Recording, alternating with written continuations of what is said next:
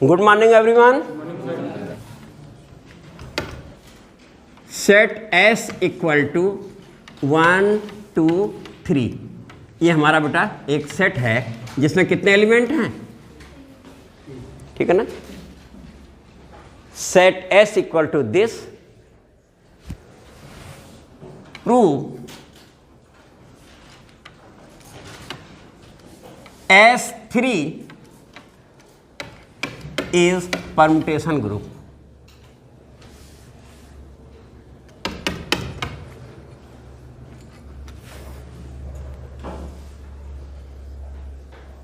होगा बेटा ना। यानी परम्यूटेशन ग्रुप के लिए क्या लेते हैं, सेट ऑफ परम्यूटेशन लेते हैं। और सेट ऑफ परम्यूटेशन भी किसके द्वारा, जो गिवन सेट है उसके द्वारा जितने पॉसिबल परम्यूटेशन मिलते हैं उसका सेट। अगर उस में n एलिमेंट थे तो उसके द्वारा जो सिमेट्रिक सेट बन रहा था उसका नाम क्या था, Sn था।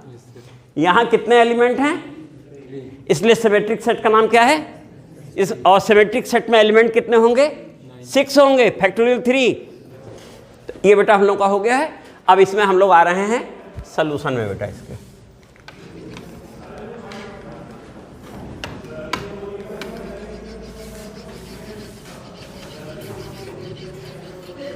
ये बेटा हमारा सेट है। Number of element in S कितना है बेटा, 3 है, ठीक है ना। नंबर ऑफ एलिमेंट, इसका मतलब जो हमारा सिमेट्रिक ग्रुप है उसमें कितने होंगे एलिमेंट, दैट इज या then number of element in S3, इसके द्वारा जो सिमेट्रिक ग्रुप बनेगा वो क्या बनेगा, n था तो Sn होता है, तो क्या बनेगा S3 इक्वल टू कितना हो जाएगा बेटा, फैक्टोरियल 3 इक्वल टू, है ना, 3 इंटू 2 इंटू 1। फिर S3 इक्वल टू हमने कह दिया बेटा P0 P1 P2 P3 P4 P5, ये कितने परम्यूटेशन, ये परम्यूटेशन को हम इंडिकेट कर रहे हैं। 1 2 3 4 5 6 है, ये किसका सेट है, परम्यूटेशंस का है। वो भी कितने डिग्री वाले, 3 डिग्री वाले। हर प्रत्येक परम्यूटेशन डिग्री कितनी होगी, 3 होगी, और नंबर उनके कितने होंगे, 6। तो यहाँ लिख रहे हैं P0 equal to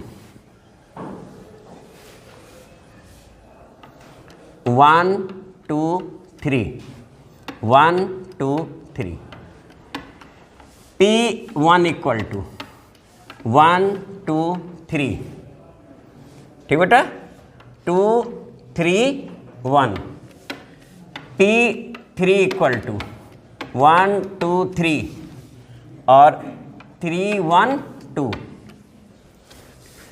P4 equal to 1 2 3 1 3 2, P कितने होगा बेटा, 0 1, ये 2 होगा ना, ये 2 होगा, ये 3 होगा बेटा ना, 3। P4 यानी 5वें नंबर का जो हमारा परम्यूटेशन है वो हो जाएगा 1 2 3 3 2 1, और लास्ट वाला P5 जो है वो हो जाएगा बेटा 1 2 3 2 1। ये बेटा हमारे परम्यूटेशंस हैं। जितने भी पॉसिबल परम्यूटेशन हैं वो यही हैं, बाकी अगर बनाते तो रिपीट होना शुरू हो जाएगा। टोटल हमारे जो अलग अलग डिस्टिंक्ट शब्द क्या है, सभी परम्यूटेशन डिस्टिंक्ट हैं, अलग अलग हैं। वो कितने हैं, 6 हैं। तो 6 अलग अलग परम्यूटेशन हमारे बेटा बने इसके द्वारा। अब हमें ये दिखाना है कि ये ग्रुप है, तो सबसे पहली प्रॉपर्टी क्या होगी बेटा, क्लोजर प्रॉपर्टी। क्लोजर प्रॉपर्टी के लिए ऐसा करते हैं, यहाँ पर हम लोग एक वो बना लेते हैं, यहाँ भी कंपोजिशन टेबल, जिसे मल्टीप्लिकेशन टेबल भी कह सकते हैं। अगर प्रोडक्ट कर रहे हैं तो मल्टीप्लिकेशन टेबल कहेंगे, एडिशन कर रहे हैं तो addition table, otherwise composition table, ठीक है ना। बना लिया जाए और फिर नीचे बना हुआ है, चेक करके बोलना कितना आंसर आ रहा है। तो ये नंबर बेटा कितना हो गया इसका, इसको हम कर देते हैं यहाँ, ये जो हमारा है नंबर 1 बोल देते हैं। Composition table for SN with respect to multiplication, और नहीं तो कहते मल्टीप्लिकेशन टेबल, है ना। तो हम लोग कंपोजिशन टेबल ले रहे हैं बेटा।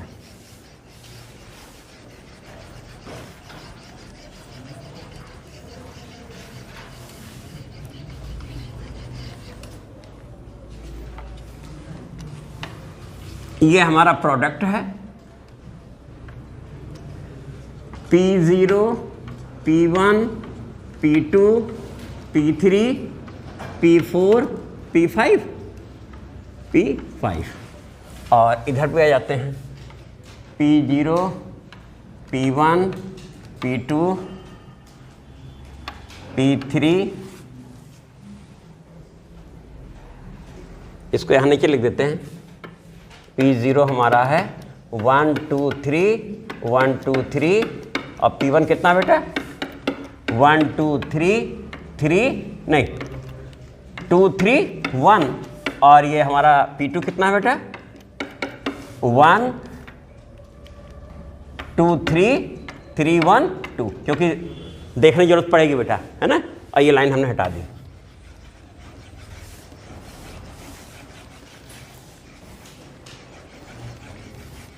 अब ये बना P4 और P5 बेटा।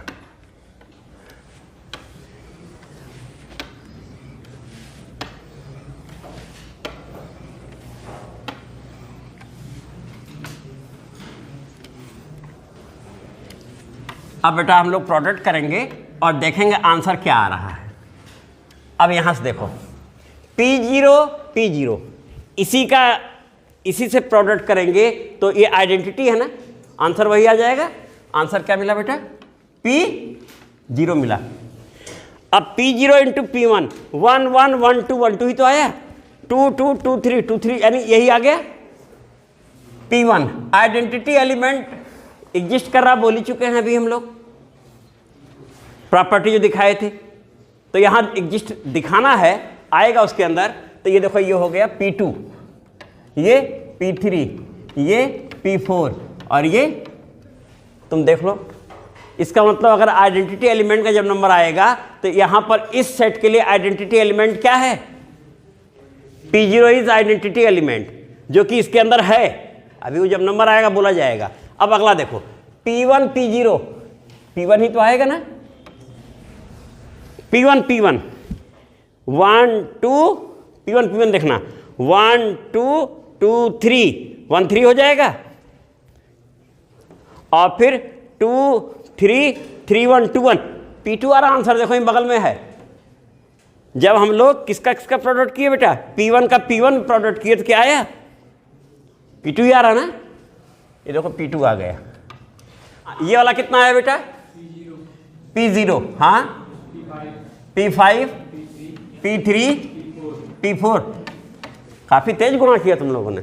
हाँ बोलो ये वाला बेटा P2 P0 P1, बहुत बढ़िया।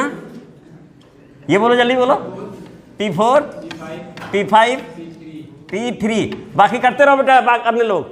हाँ इसको बोलना अब P3 P4 P5 P0 P1 P2, यहाँ तक भी कर ले गए तुम लोग। हाँ अभी वाला बोलना बेटा कितना हुआ है P0 P5 P3 P2 P4 P1 होगा बेटा। अब बोलना कौन सा बेटा, एक मिनट चेक कर लिया जाए बेटा। 0 5 3 2 4, हाँ किसको बोल रहे हो ये 0 है, तो ये फिर P0 है, हैं? चेक कर लो बेटा चेक कर लो। ये वाला कितना, हाँ ये P4 आएगा। ये देखो ये P4 का जब आइडेंटिटी से प्रोडक्ट होगा तो क्या आएगा P4 ही आया। सही है देखो 0 1 2 3 4 5 पांचों लोग आ गए। हाँ नेक्स्ट बेटा बोलना है यहाँ P5 P3, P4, P1, P2, P0। तो प्रोडक्ट भी तुम लोगों ने कर लिया, तेजी से हो गया ये। अब हम इसमें सारी प्रॉपर्टीज ग्रुप की बोलने जा रहे हैं बेटा कि सबसे पहली प्रॉपर्टी क्लोजर होनी चाहिए। और तुम देखो कि product of permutation, closure property उसमें एग्जिस्ट कर रही कि नहीं, क्योंकि product of two permutation is a permutation. अगर तुम किन्हीं भी दो परम्यूटेशन को ले रहे हो P1, P2, तो आंसर P0 मिल रहा उसी में है। ये सिमेट्रिक सेट के एलिमेंट हैं। तो लिख जाओ number 1 closure property.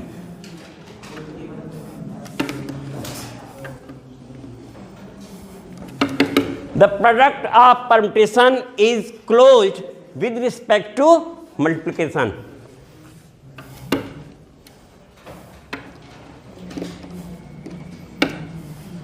Of permutation is closed with respect to multiplication. अब दिखा भी देते हैं।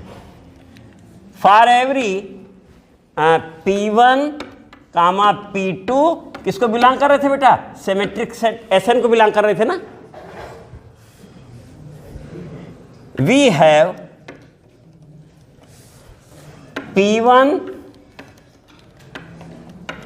P2, देखो P1, P2 कितना आंसर आ रहा है?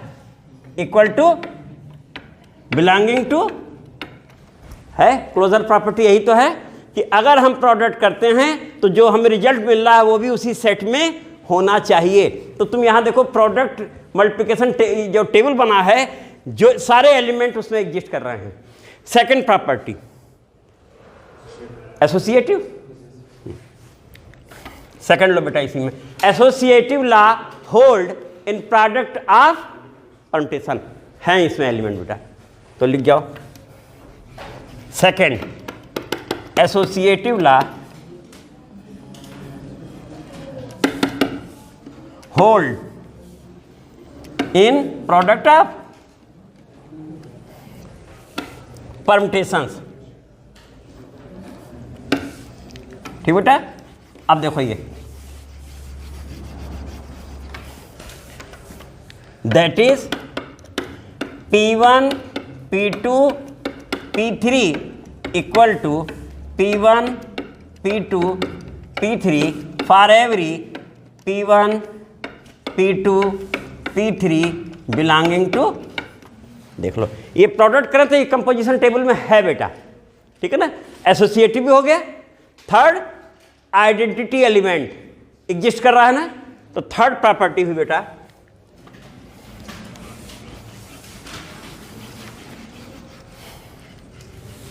Number 3 identity element exist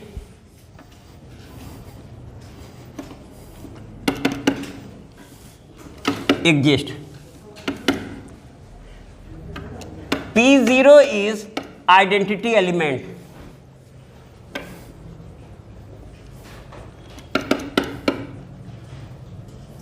for Sn with respect to multiplication बेटा। हो गया। तो हमारा आइडेंटिटी एलिमेंट भी हो गया। और अब बच रहा है हमारा क्या बेटा? Inverse element. अब इनवर्स में देखो 1 2 3 हमारा था। अगर तुम देख लो 1 2 3 उसका इनवर्स 1 2 3 उसमें है। दूसरा हमारा था 1 2 3 और ये था, चलो इसको ले लेते हैं 2 3 1। इसका इनवर्स क्या बनेगा? 2 3 1 1 2 3। चेक कर लो वहाँ हमने लिखा है उसके अंदर आएगा, है ना। तो फोर्थ लिख लेना inverse of each permutation exist which is in composition table. तो इनवर्स ऑफ P1 कितना हो जाएगा बेटा? P1 इनवर्स, और जो कि क्या हो जाएगा हम लोग चेंज कर देंगे। और P2 का कितना हो जाएगा? P2 inverse. और P3 का P3 इनवर्स। इस तरीके से जितने हैं सबका हो जाएगा और वो कंपोजिशन टेबल में हैं। तो हमारी closure property, associative law, identity element और इनवर्स सभी एग्जिस्ट कर गए हैं। 10 symmetric set S3 is group with respect to multiplication. तो फाइनली लिख जाना बेटा, हम यहां लिख दे रहे हैं 10 S3 is group with respect to multiplication. R इसी को क्या कह सकते हैं, S3 is permutation group, permutation group बेटा। ये हम लोग का हो गया है और कल इसके आगे लगाया जाएगा। Thank you.